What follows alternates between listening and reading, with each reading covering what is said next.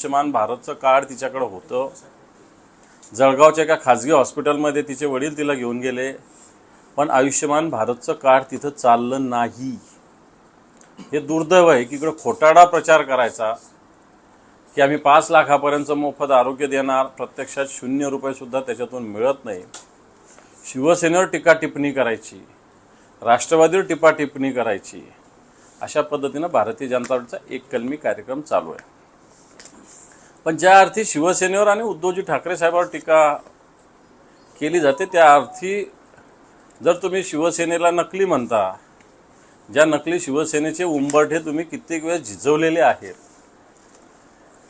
ज्या नकली शिवसेनेचं मदत असावी म्हणून सातत्यानं तुम्ही प्रयत्न नव्हे तर याचना केली बऱ्याच वेळेस, आणि आता या शिवसेनेला नकली म्हणत असताना जर असली तुमच्या सोबत आहे तर या असलीचे हाल तुम्ही काय केले? या असलीला 10 जागा सुद्धा अजून दिलेल्या नाही. या असलीचे उमेदवार सुद्धा तुम्ही ठरवता, आणि तुम्हाला शिवसेना अशा पद्धतीनं स्वतःच्या भारतीय जनता पार्टीच्या पाया पडणारी, भारतीय जनता पार्टीची चापलुसी करणारी पाहिजे होती. परंतु या महाराष्ट्रातील एक तमाम जनतेचा आवाज असणारी, महाराष्ट्राच्या प्रत्येकाच्या मनगटामध्ये धमण्यामध्ये रक्त सळसळ करणारी शिवसेना, जी उद्धवजी ठाकरे साहेबांच्या नेतृत्वाखाली काम करते, वाटतं ही तुम्हाला कधीही शरण येणार नाही. स्वाभिमानानं तुमच्याविरुद्ध लढा देईल, आणि नुसतं लढा देणार नाही तर हा लढा जिंकण्याचा संकल्प आम्ही केलेला आहे, आणि निश्चित तो जिंकू, अशा प्रकारची भूमिकासुद्धा सातत्यानं माननीय उद्धवजी ठाकरे साहेब यांनी मांडलेली आहे.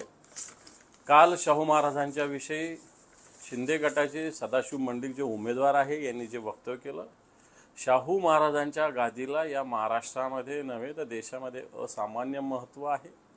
परंतु या शाहू महाराजांच्या गादीचा, थोडक्यात छत्रपतींच्या गादीचा अपमान करण्याचं पापसुद्धा आज या महाराष्ट्रात घडलेलं आहे. मला वाटतं महाराष्ट्राची जनता, ठीक आहे राजकारण आपलं चालत राहील, परंतु प्रत्यक्ष शाहू महाराज, आपण फुले शाहू महाराजांचा हा महाराष्ट्र म्हणतो, आणि त्या शाहू महाराजांची गादी चालवणाऱ्या शाहू महाराजांविषयी अशा पद्धतीनं वक्तव्य या महाराष्ट्राला मला वाटतं सहन होणारं नाही.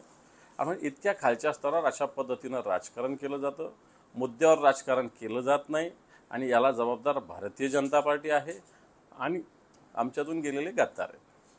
कालच्या सभेमध्ये देवेंद्र फडणवीस यांनी सुद्धा टीका केली की मवेची गाडी जागेवरून हलतच नाही. काँग्रेस पक्षाची अवस्था घरकाना घाटका झालेली आहे, आणि ही निवडणूक ग्रामपंचायती नाही तर देशाचे पंतप्रधान निवडण्याची आहे, आणि मोदीच देश सुरक्षित ठेवू शकतात, अशी 2-3 वक्तव्य. मला असं वाटतं तुम्हीच लक्षात ठेवलं पाहिजे की ही इलेक्शन ग्रामपंचायतीची नाही, ही इलेक्शन देशाची आहे. म्हणून देश पातळीवर 2014चा तुमचा जाहीरनामा, 2019चा जाहीरनामा हा निश्चित आम्ही तुमच्यासमोर आणू, तुमचा आरसा तुम्हाला दाखवतो आहे, आमच्याकडे तयार आहे. आम्ही तुमच्या आता येणाऱ्या जाहीरनाम्याची सुद्धा वाट बघतोय. आणि म्हणून देश पातळीवर मी देश पातळीवरचेच मुद्दे मागितले ना. हर घर छत देश पातळीवरची योजना होती, हर घर जल देश पातळीवरची योजना होती. आज देशाची अर्थव्यवस्था, देशाचं GDP काय स्थितीत आहे, तुम्ही काळं धन भारतात आणणार होते, त्याचं काय केलेलं आहे तुम्ही? आज देशाच्या अर्थमंत्रींचेच पती काय बोलतात सरकारविषयी, हे तुम्ही बघितलं पाहिजे. आदर्श घोटाळ्याविषयी तुमचं व्हाईट पेपरमध्ये तुम्ही नाव घेता, ते तुमचे नेते झालेले आहेत. 70,000 कोटीचा भ्रष्टाचार अजितदादाचा तुम्ही जाहीर सभेत बोलता पंतप्रधान, ते तुमचे नेते झालेले आहेत. आणि मला असं वाटतं देशाची निवडणूक असताना या मुद्द्यावर चर्चा व्हावी. आज Bharatiya Janata Party, ED, CBI, income tax या भारतीय जनता पार्टीच्या ब्रँच झालेल्या आहे. मला वाटतं ED, CBI आणि इन्कम टॅक्सच्या कार्यालयावर येणार काळात भारतीय जनता पक्षाची शाखा अशा पद्धतीनं बोर्ड लावावा लागेल असं मला वाटतं. शरद पवारांवरती सुद्धा काल अमित शहाने टीका केली. ते म्हणतात की 10 वर्ष सत्तेत असताना शरद पवारांनी महाराष्ट्रासाठी काय केलं, शरद पवार महाराष्ट्राचा विकास करू शकले नाही असा आरोप. मला वाटतं गुजरातमध्ये आणि महाराष्ट्रात जाऊन बघावं. या महाराष्ट्राचा विकास अतिशय ताकदीनं पुढे गेला आहे, आणि हा विकास होत असताना शरद पवार साहेबांनी या महाराष्ट्राचं जे नेतृत्व केलं, एक दूरगामी नेतृत्व, आणि या दूरगामी नेतृत्वाचेच परिणाम महाराष्ट्रात विकासाच्या दृष्टीनं पुढे जातो याचं दिसतंय. त्यामुळं बाकीचं जर देशातले वेगवेगळे राज्य बघितले आणि महाराष्ट्र बघितलं तर महाराष्ट्र निश्चित विकासाच्या दृष्टीने पुढे जाणारं राज्य आहे. चंद्रकांत पाटलांचं एक वक्तव्य आलं की काही दिवसात बारामतीवरती बेटिंग लागेल. अजितदादाकडे खजिना आहे तर शिंदेकडे चावी. म्हणून यांचं खजिन्याच्या आधारावर सगळं राजकारण चालू आहे. बरं झालं त्यांच्या मुखातून हे वक्तव्य बाहेर आलं की खजिन्याच्या बळावर अजितदादा काय करतायत, आणि शिंदे काय करतात, महाराष्ट्र बघतायत. मग तो खजिना, मोठे मोठे खजिनेवाले या महाराष्ट्रानं घरी बसविलेले आहे. हे उदाहरण महाराष्ट्राने देशाला वारंवार दाखवलेलं आहे. सुनीत्रा पवारांच्या प्रचार पत्रकावरती राज ठाकरेंचा फोटो वापरायला सुरुवात झालाय किंवा महायुतीकडे सगळीकडेच राज ठाकरेंचे फोटो आता वापरून सुरू केले. चांगलं आहे ना.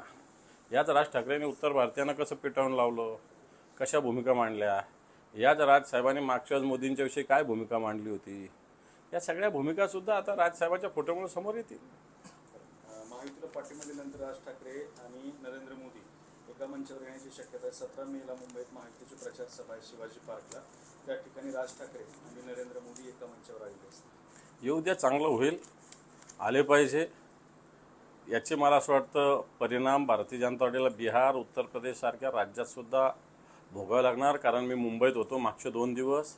ज्या पद्धतीनं उत्तर भारतीय लोकांचे, बिहारी लोकांचे, यूपीच्या लोकांच्या रिॲक्शन, प्रतिक्रिया आलेल्या आहे राज ठाकरेच्या पाठिंब्यानंतर. मला वाटतं भारतीय जनता पार्टी महाराष्ट्रातच नाही तर बिहार, उत्तर प्रदेशसारख्या राज्यामध्ये सुद्धा याचे परिणाम भारतीय जनता पार्टीला भोगावे लागणार आहेत.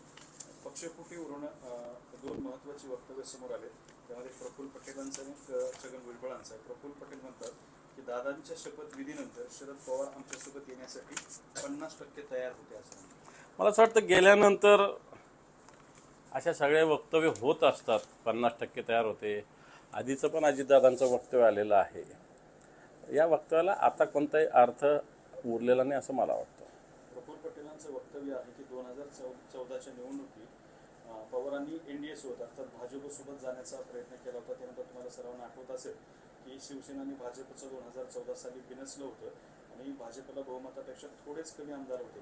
त्यावेळेला शरद पवारांनी भाजपला आम्ही तुमच्यासोबत येऊ किंवा बाहेरून पाठिंबा देऊ असं सांगितलं होतं. तेव्हापासून हे सगळं सुरू आहे असं छगन भुजबळांचं. हे पण राजकारणामध्ये हे अलायन्स होत आलेले आहे. त्यावेळेस निश्चित राष्ट्रवादी काँग्रेसने भारतीय जनता पार्टीला पाठिंबा दिला होता. आमचा मुद्दाच तो होता की आम्ही राष्ट्रवादी सोबत घेतल्यानंतर तुम्ही कोल्हेकुई मोठी केली होती, परंतु तुम्ही 2014लाच भारतीय जनता पार्टीने राष्ट्रवादीला सोबत घेतलं होतं. त्यावेळेस राष्ट्रवादी काँग्रेस तुम्हाला चालत होती आणि आम्ही 2019ला उद्धवजी ठाकरे साहेबांनी राष्ट्रवादी सोबत घेतली तर ती तुम्हाला दुखत होती. ही भूमिका आम्ही वारंवार मांडलेली आहे. खासदार धनंजय महाडिक यांनी 5 कोटी रुपयांची शर्यत लावलेली आहे. कागल आणि चंदगड या 2 तालुक्यात लीड देणाऱ्या तालुक्याला 5 कोटींचा निधी देणार असल्याचं धनंजय मंडलिक यांनी सांगितलं. संजय मंडलिक यांच्यासोबत